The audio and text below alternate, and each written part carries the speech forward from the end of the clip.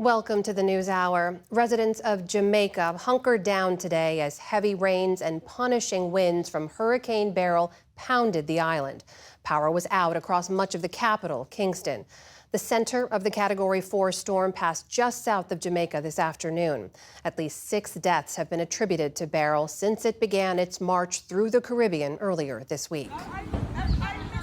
New images reveal the extent of the devastation brought by the record-breaking Hurricane Beryl after the storm slammed into islands across the southeast Caribbean on Monday with heavy rain and ferocious winds. It's hard to think about it. It's hard to see it. I don't even want my enemies to go through such a devastation. It's really tough. Communities left with no water or power, boats tossed onto the shore, and entire neighborhoods reduced to mangled heaps of metal. This is actually the strongest storm that we've had come through St. Vincent in my lifetime. Marlon Gibson lives in St. Vincent and the Grenadines, which took a direct hit. You're really just hoping for the best. And all around me, there were houses in the village. Their roofs were flying past. You could see it passing. It was just a terrifying experience. Nearly all of the residents of one of St. Vincent's small islands were left homeless. With nowhere to go, many are now making their way to the capital, Kingstown. Sharon DeRoche is among them. She rode out Beryl in her bathroom. The whole thing opened up, and it was a hard 4 hours battling. And in Grenada, the Prime Minister said communications were down and almost nothing was left standing on the island of Catacu.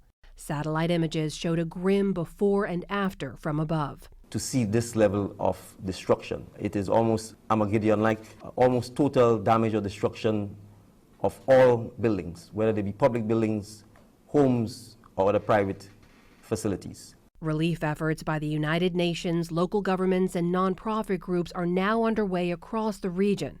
Once Beryl passes by Jamaica, the hurricane is set to head next toward the Cayman Islands. It's forecast to reach Mexico's Yucatan Peninsula on Friday morning, and its remnants will likely reach southern Texas by Monday. Seen here from space, Beryl's winds peaked at 165 miles an hour earlier this week, making it the earliest Category 5 storm in recorded history and the strongest July hurricane ever. Its massive size fueled partly by climate change.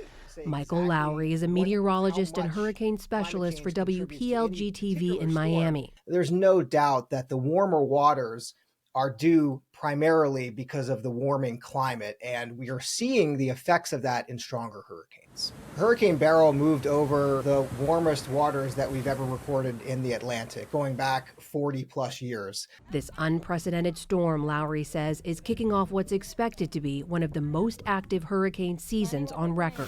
The water temperatures going from 80 to 85 degrees Fahrenheit could mean a 5-fold increase in devastating flooding rainfall on top of the greater potential for these storms to more rapidly intensify.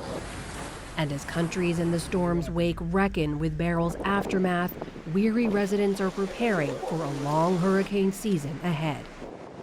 Back in this country, much of the U.S. will be facing extreme heat over the 4th of July weekend, with heat indexes reaching into the triple digits. We're going to look at that and new rules to protect workers from heat later in the program.